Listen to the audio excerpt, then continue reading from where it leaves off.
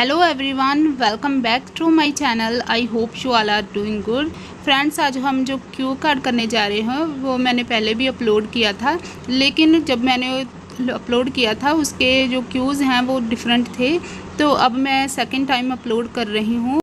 इसके क्यूज़ वही हैं जो पीडीएफ में है, लेकिन इसका जो आइडिया है वो सेम रहेगा। तो चलिए फ्रेंड्स, इसके क्यूज़ देखते हैं। What it is and where it grows, ये कौन सी क्रॉप है और ये कहाँ उगाई जाती है।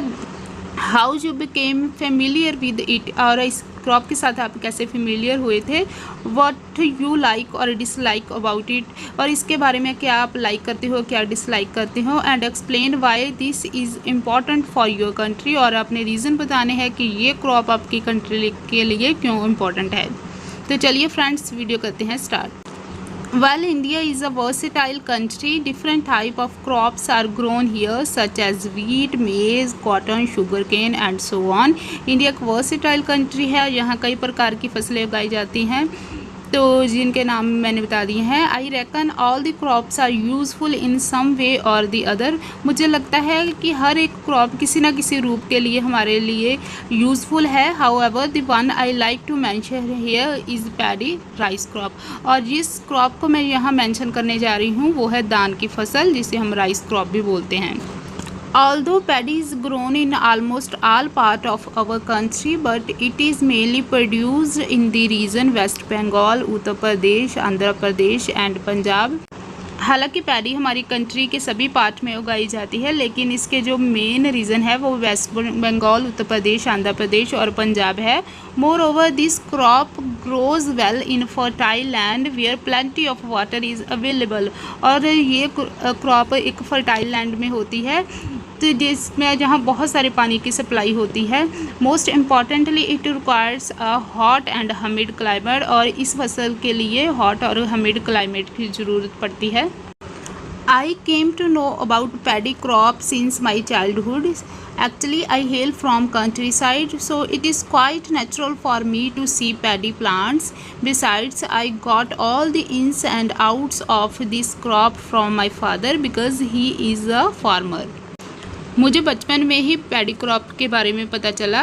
असल में मैं कंट्री साइड एरिया से हूँ, सो मेरे लिए ये स्वाभाविक बात है पैडी प्लांट्स को देखना, और इसके अलावा मेरे पिताजी ने मुझे इसके सभी इन्स एंड आउट्स प्रोवाइड किए, मीन्स फुल इन्फॉर्मेशन दी, क्योंकि मेरे पिताजी एक फार्मर है। Anyway, I like everything about this particular crop since it has multifarious uses. मुझे इस क्रॉप के बारे में सब कुछ अच्छा लगता है क्योंकि इस क्रॉप के बहुत सारे फ़ायदे हैं। Firstly, it meets the demand of the main food and carbohydrate for bulk of population of my nation. So मेरे नेशन की बहुत सारी पॉपुलेशन के लिए ये फूड की रिक्वायरमेंट और कार्बोहाइड्रेट की जो डिमांड है उसे पूरा करती है। On the top of that, numerous people are depended on this crop for their livelihood and economic needs, और इस बहुत सारे लोग इस फसल के ऊपर डिपेंडेड होते हैं अपनी लाइवलीहुड, आजीविका के लिए और कुछ इकोनॉमिक नीड्स के लिए। Even we can use this straw of these plants to feed domestic animals like cows, goat, horse.